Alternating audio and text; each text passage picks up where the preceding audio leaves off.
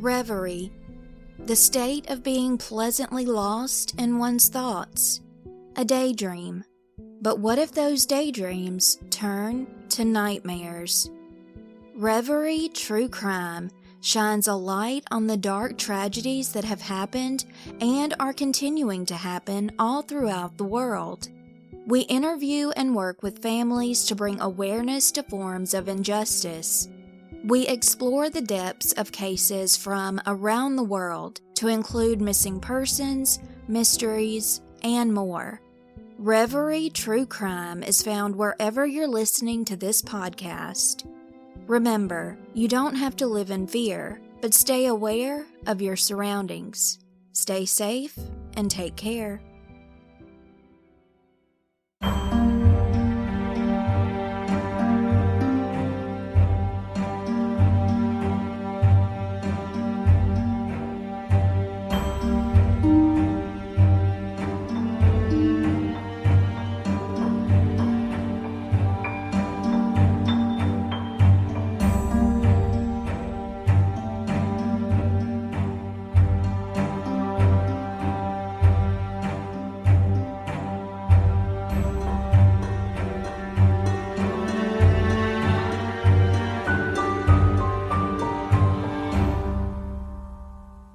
We've all, at some time or other, had something go missing.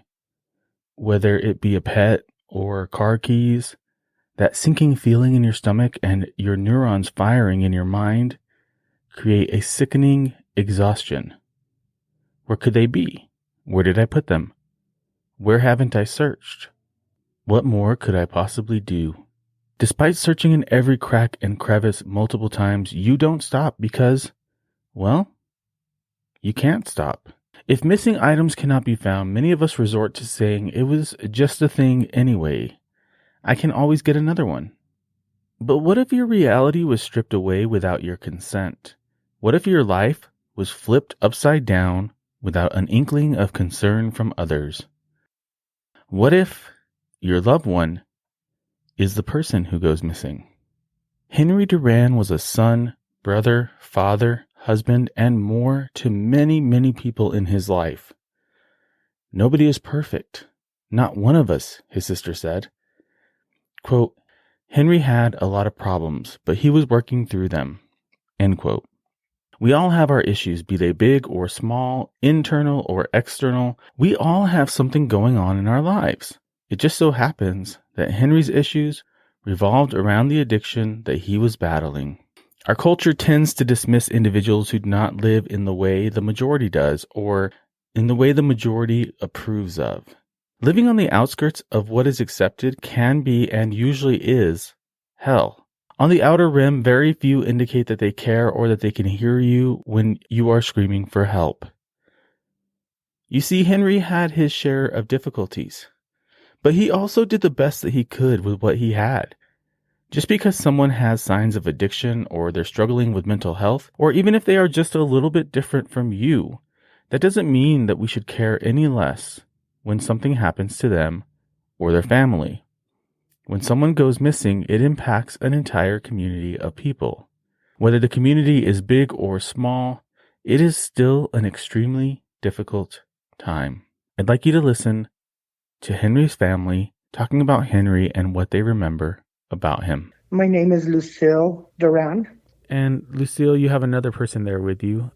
Yes, my niece Rachel Lucera. Lucille, can you tell me a little bit about Henry, about what you remember about him, who he was, what he meant to you and your family, and the kind of things that he liked?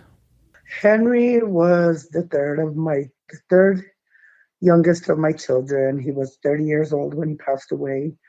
Henry was a very loving, caring, kind, respectable young man. He left behind a 15-year-old son who was actually 12 at the time. Henry was a good kid. He was very respectful. He was loved by everybody, his brothers, his sisters, his nieces and nephews loved him very much.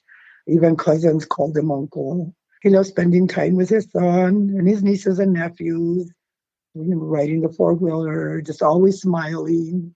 Even if he was angry, he had a smile on his face because it wasn't you that got him mad. I miss my son very much.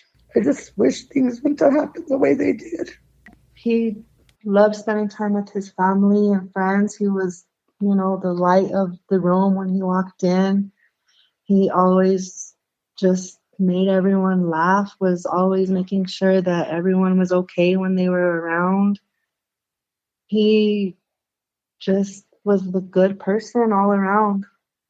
He sounds like an amazing, amazing human. And yes, he was. And my condolences to your family. I know that doesn't do anything to take away the pain or the hurt that you experience every day. It's really all I can say, right? There's nothing else to say in this situation other than I hope that this episode will help your family get justice. Yes, I hope so. And thank you very much for taking my phone call and talking to me and texting and making sure I'm okay. I really appreciate that. Absolutely. I miss my baby so much, I know he's in a better place. I know that I'll see him again someday. I just want justice for my son because I don't feel like it was served. Now for a little perspective. Las Vegas, New Mexico is located 122 miles northeast of Albuquerque and 257 miles south of Colorado Springs, Colorado. The city is the county seat of San Miguel County and has a population of just over 12,000 people. For some more perspective on the economic conditions that individuals encounter in Las Vegas, in 2019, the median income for a household in the city was $26,561. Compare this to the overall New Mexico median income of $49,754 and the national median of $62,561. Over 27% of the population in San Miguel County live below the poverty line. One of the difficulties that Henry dealt with daily was his addiction to heroin. While it's not wrong when they say that addiction doesn't discriminate, that's not entirely true. In an article published by Harvard Health Publishing titled Poverty, Homelessness, and Social Stigma Make Addiction More Deadly, it is argued that in another critical sense, addiction does discriminate among people in a way that is unjust and deadly, and in a way that shines a spotlight on tares in the socioeconomic web that is holding our society together. Of course, I would not make that bold of a statement without information. There are social determinants of health that can truly tip the scales or even rig the game if you wish to take the analogy further. This especially applies when individuals are working to overcome addiction because of the social determinants of health, which are defined by the World Health Organization as, quote, the conditions in which people are born, grow, live, work, and age. These circumstances are shaped by the distribution of money, power, and resources at a global, national, and local level. In the same article, it states that in a 2019 study from drug and alcohol dependence, it was found that across 17 states in 2002 to 2014, opioid overdoses were concentrated in more economically disadvantaged zip codes, indicated by higher rates of poverty and unemployment, as well as lower education and median household income. February 18th, 2017 was a particularly dry, cold day in Las Vegas, New Mexico. Henry Duran had just been spending time with Angela V. Hill over the past week. Angela's mother, Elizabeth Gonzalez, had been ill, and Angela had traveled back to Las Vegas from Pueblo, Colorado, to take care of her. Miss Gonzalez was getting better, so Angela decided it was time to head back. And on the way, she was going to meet some of her friends in Santa Fe to photograph two friends of hers. As Henry stayed overnight at Angela's from the 17th to the 18th of February despite her mother's wishes, he became despondent when he saw how much she was packing. All of a sudden, Henry said that he needed to go to Denver without giving a reason why. Angela thought that was fortuitous, as she was headed to Pueblo and they could ride together as long as they shared the cost of gas. As Angela loaded up the vehicle she was borrowing from her mother, Henry sat in the back seat. Angela had packed clothing, cameras, a cell phone, iPad, iPod, and other items. Henry asked Angela to sit in the back with him for a moment. While they sat in the back of the white Ford Escape, Henry asked Angela where they thought they would be in 10 years. Angela responded, quote, that she hoped they would still be talking and be friends. End quote. In response, Henry seemed to have been saddened by this answer. After the conversation, Angela ran into her home to obtain a few more items, and by the time she had come back out, Henry and the white Ford Escape were missing. I don't even remember how long it was until I went back outside I was either taking something out or I was looking for something to bring out of my car to pack more stuff in the bag, and when I went outside, the car was gone, and I just thought, well, maybe he just borrowed it, because the day before he had said he wanted to go put gas, and I was like, well, I'm not ready yet, and he was like, well, I'll just go put gas, and he, went and put gas in the car and then came back. Angela had no inkling as to where he might be. She lied to her mother about the vehicle and spent most of the night looking for him. It wasn't until February 19th that she spoke with Officer Jared Tapia about the stolen vehicle and about the fact that Henry was missing. Angela did not give Henry permission to take the vehicle, but she did lend him a cell phone that she said he could use. Angela attempted to call Henry, but he would not answer. So I came back in here and I texted him and I was like, hey, if you borrowed it, just come back before, my mom notices, because, I don't want either of us to get into trouble, because my mom would be really, really mad. And he didn't respond to that, so then I called him and he didn't answer. And the first few times that I called, it kept ringing, but then, when it got later, it started just going straight to voicemail. So I kind of just thought maybe he went, somewhere and fell asleep or something, and just maybe wasn't coming back like that, but... And he never returned any of her phone calls.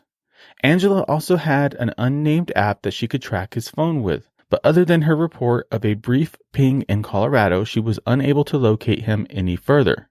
I think he took the car, and I don't think he really planned... I don't know, maybe he did really plan on taking it, but, just the way he talked and everything, it seemed like he did want to see me again, but I don't know. It would just be, everyone says he's like a con artist, and then I'm glad that he only took my car and not everything in my whole house and me.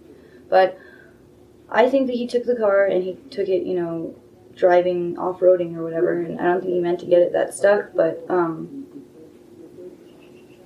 and I think when he did get it stuck, he just was like, screw it, and decided to just take off, because at that point it would be like stealing my car, you know what I mean? And I don't know, I don't really know exactly what happened to him, but I don't know why.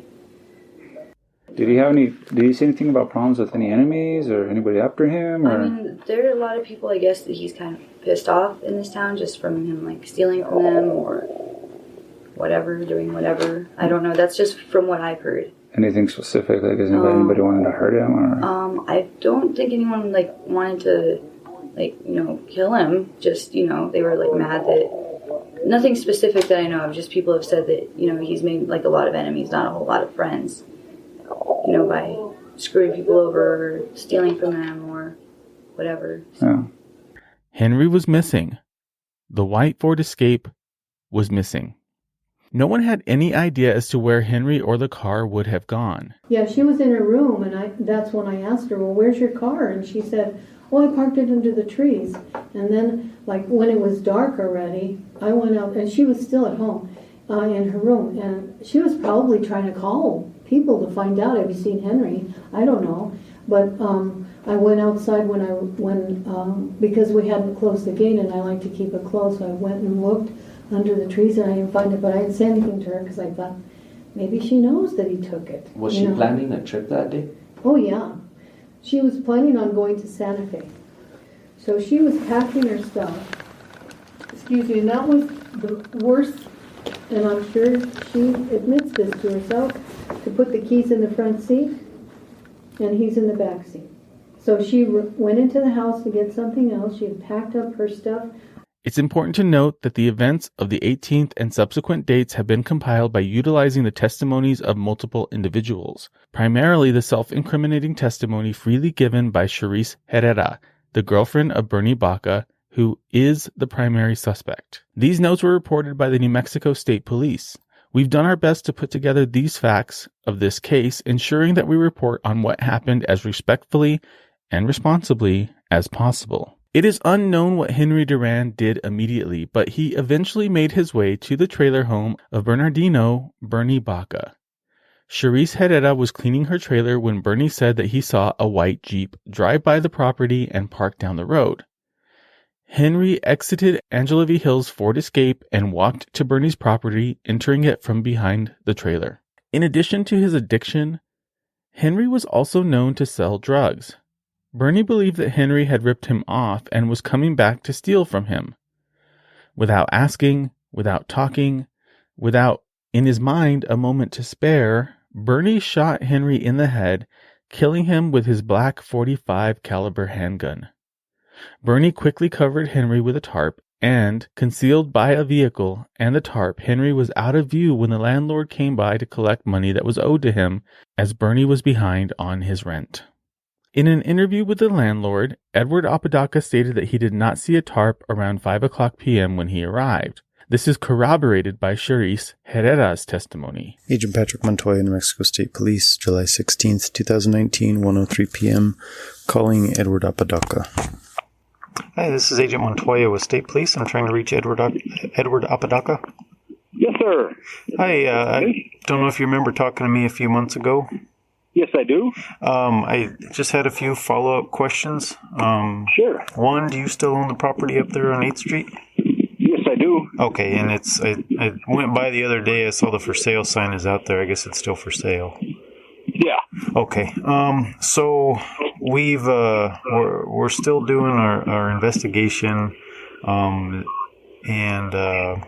spoke with someone. Spoke to Charisse actually yesterday, and I wanted to ask you if you remember a time that you came up. Would have been somewhere around a couple of years ago, where you came up because they hadn't paid the rent.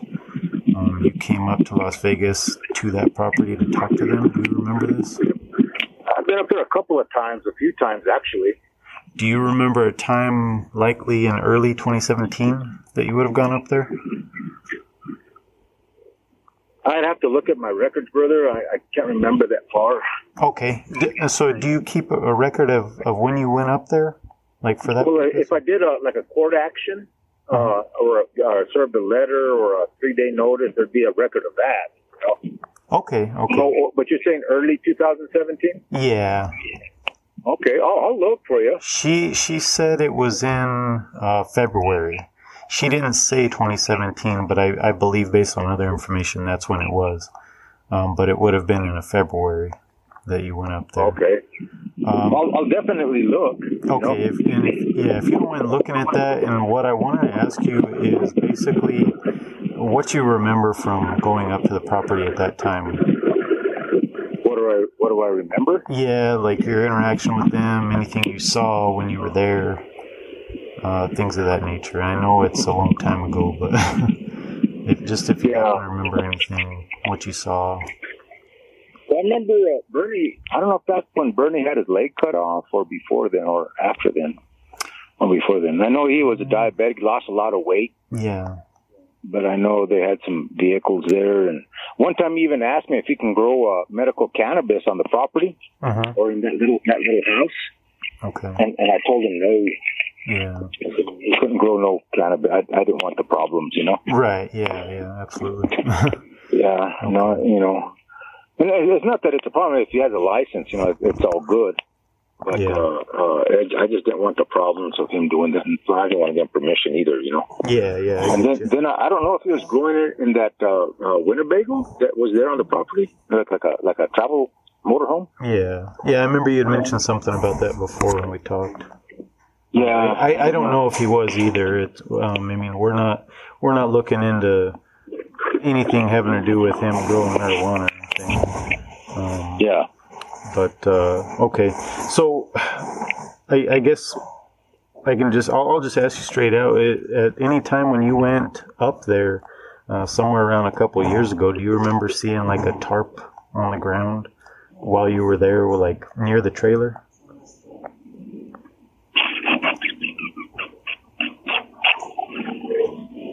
Where that pit was? It might have been in that area. I don't know. I can't remember, brother. Okay. I cannot remember that. Okay.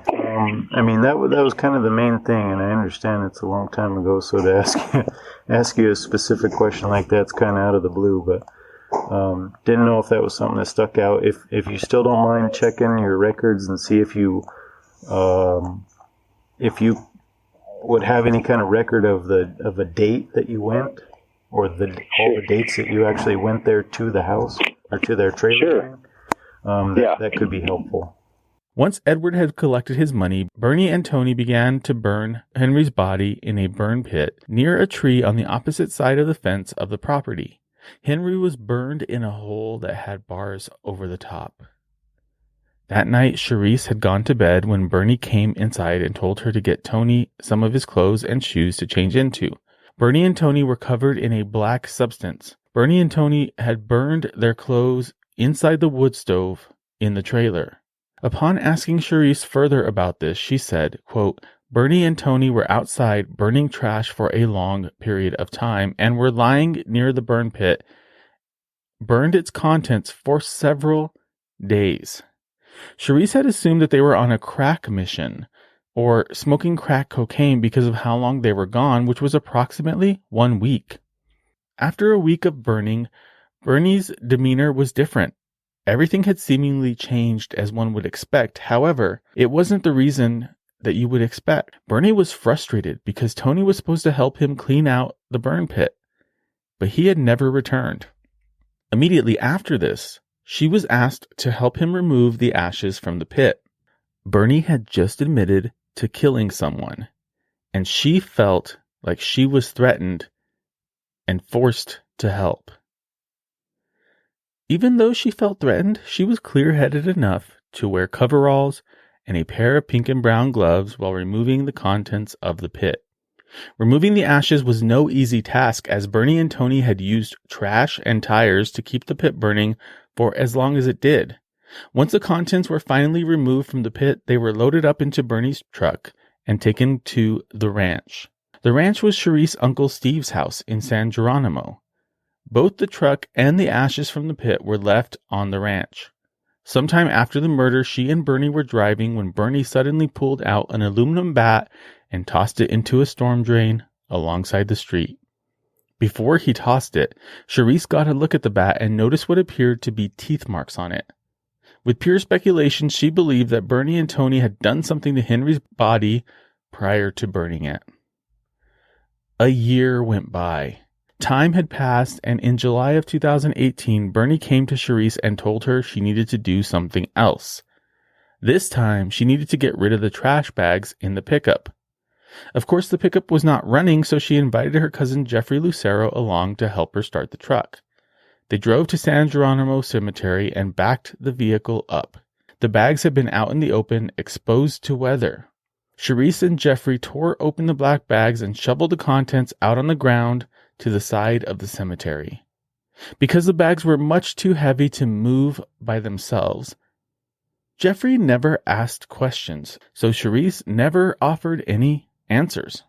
The murder of an individual is one of the worst experiences family and friends can have. When a person is discovered to be missing without answers, every day rips a scab off a wound until it festers and eats away at your body, mind, and soul. Every day is a cut on the end of your finger. No knowledge of understanding of what happened or why. Every phone call is an opportunity to hear answers, be questioned, or be let down when neither occurs. At least with questions, they seem to be doing work on the case. The case to bring justice to the murderers of Henry Duran has gone on for an ungodly and unjust amount of time. Here we will share with you an abbreviated version of the timeline, putting into perspective just how long it was for Henry's family and friends to hear anything about him. On the 18th of February 2017, Henry Duran left the home of Angela V. Hill in her white Ford Escape. On February 19th, 2017, Elizabeth Gonzalez and Angela V. Hill report the vehicle stolen.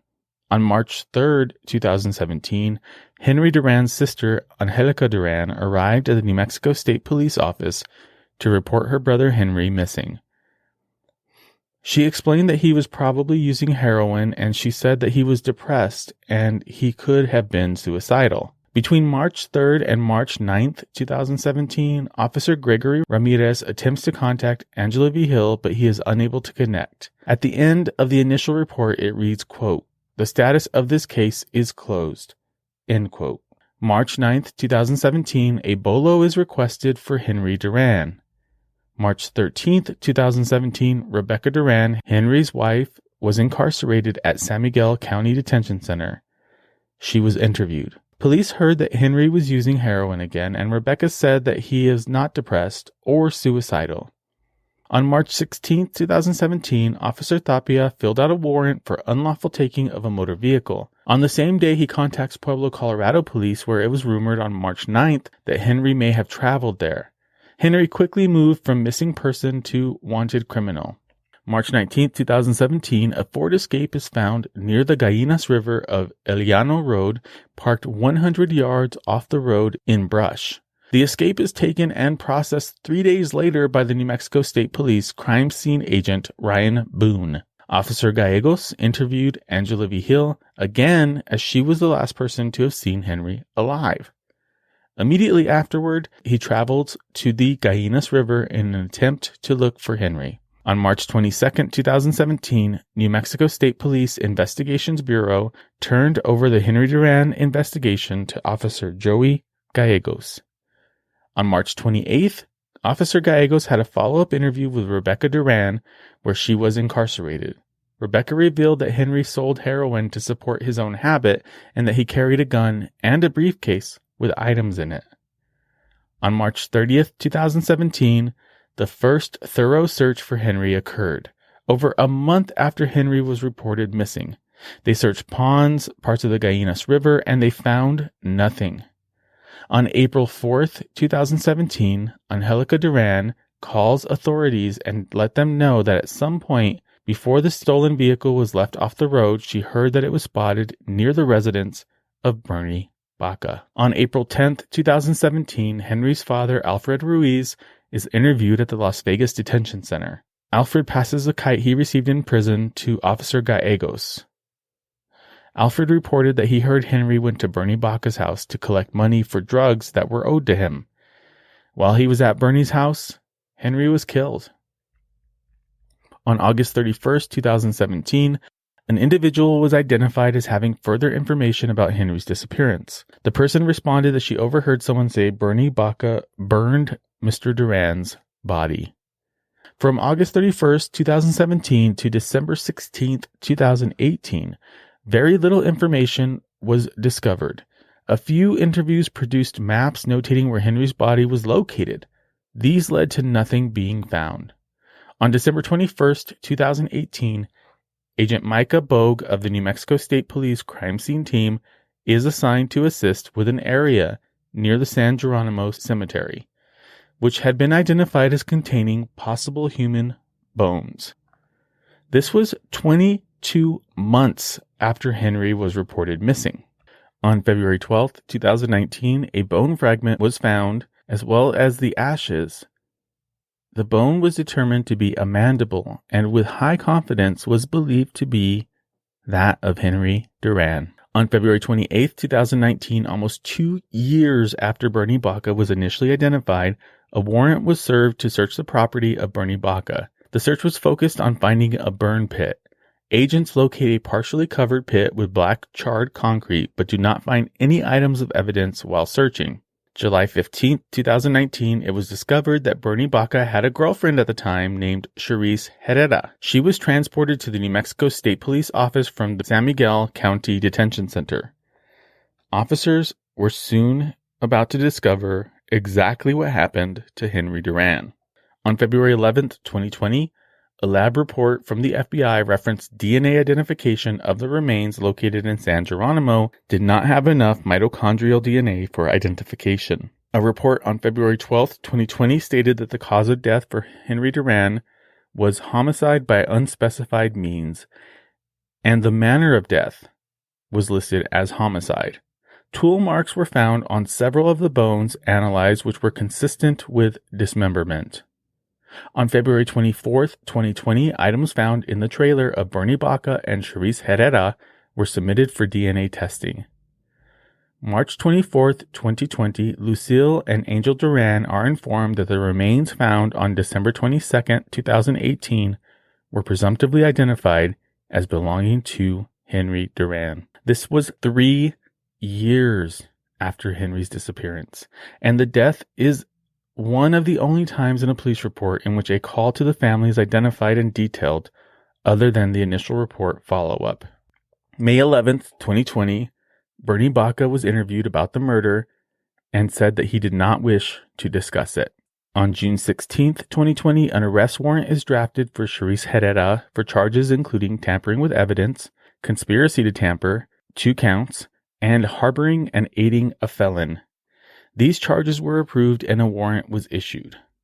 On June 17th, 2020, a plan to arrest Charisse Herrera was executed, and they found Charisse in her mother's home, hiding in a bedroom closet. The time between Bernie Baca and his residence being identified as both the person and location of the alleged crime at the time, and when investigators issued a search warrant for the home, was 695 days. For 16,680 hours or 1,800,000 minutes, Henry Duran's family waited to learn what happened to their brother, son, husband, and father. To add to the length of time that they waited for any form of justice, it was another 1,215 days from the time Henry was murdered to the date in which his murderer and accomplice were arrested and or charged. According to much of the police reporting, the Duran family was not contacted very often. Either that is not a reportable occurrence during an open case, or they did not want to write it down. If we go strictly by police reports, other than the initial report and few follow-ups, they were contacted once, and that was after Henry's remains were inferred to have been found. Sometimes you have to dig, break down walls to find answers. Sometimes you have to plow through someone or some system to get results, justice or otherwise. Justice should not require these things to happen. Justice should follow the procedure of law and help families to find peace. Bernie's first identification should have been an indication something was wrong. Separate interviews identifying the same person should have been a clue for authorities. Every lead is worthy of follow-up. Every piece of information worthy of consideration. As we close out this episode tonight, I want to thank you for listening, and I want to ask you to please help Henry's family as they fight for justice. Let's listen now to Lucille as she talks about what you can do to help her with her son's case. That's the worst part. You know, I mean, of course, losing him is a terrible part, but then not having justice makes it even worse than it already is. Right. You know, well, I thought not having him was, and after 3 years of praying and asking God, you know, to forgive me and not to let me pay for my sins that way, he answered my prayers, and I got my son back after being missing for 3 years. And you know that I always thought I had peace in me. And I never really knew what peace was until my son came to me in a dream and told me to stop crying. But I cried too long. Only the good die young, Mama. And now I try to cry. Now I'm crying. But usually I try to cry and I get this smile on my face. And it's his peace, you know? Yeah. Yes. Yes. And again, Eric, thank you so much. Of course. Of course. It's my pleasure. Let's talk about what my listeners can do to help your family get justice for Henry. I'm going to put a petition on change.org. And I feel my son really didn't get justice. I reached out to several agencies and since July, and no return phone calls, you know, and it just breaks my heart because I didn't know what hurt more, not having my son for 3 years or somebody ignoring me like it was done and over with. Maybe for them it was, but not for me. Not for me. It'll never be done and over with. But my son needs justice. He was brutally murdered, and I don't feel the system was fair to me. Yeah, absolutely. I think that is the key, right? Yes. It hurts me more to text me, call me, and tell me something, but don't tell me you're going to call me the next day and 9 months later, nothing, you know? Yeah. And that kills me every day, more than the loss of my son, because I'm at peace with him already. And all I wanted was justice for my son. And I reached out and I just got neglected. I just want to throw a shout out to Officer Patrick Montoya from New Mexico State Police that on my son's case, I mean, every day I got a phone call from that man. And he also was one of my earthly angels, you know. He was with me every step of the way until the day that I met him on March 23rd, 2020, that my son's remains were identified. And that was the last time I spoke to him, but he promised me he would stick with me till the end, and he did. That's amazing. Yes, yes. That's awesome. So I am blessed. I'm blessed, you know. Well, for those of you listening to this show, the loss of a child is the worst pain that anybody could go through. I witnessed my mom going through that same thing. So my heart goes out to you, Lucille. Thank you. And to your family. And for those of you listening, please sign the petition. Please share it. Please share this episode so Henry's story gets out there so everybody knows the truth, because that's the only way that we can get people in power to pay attention when they realize that they can't hide anymore. Yes, so, justice for Henry Duran. Justice for Henry Duran. Share the story. It just takes seconds. Sign the petition. Just takes seconds.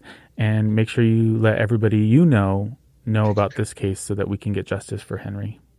I just want to thank you again, Eric, for reaching out to me. My niece, Amy Baca, she got me into this because I always want to try to do something, but I got let down so many times without no return phone calls that I didn't even want to reach out to anybody anymore. And I'm just glad I did. I'm glad you did too. Thank you. Thank you so much. And please keep in touch with me. Absolutely. My condolences and prayers for any family that has lost a child, especially in a vicious way. Yeah, absolutely. Yes. Thank you so much for listening, and stay safe, New Mexico.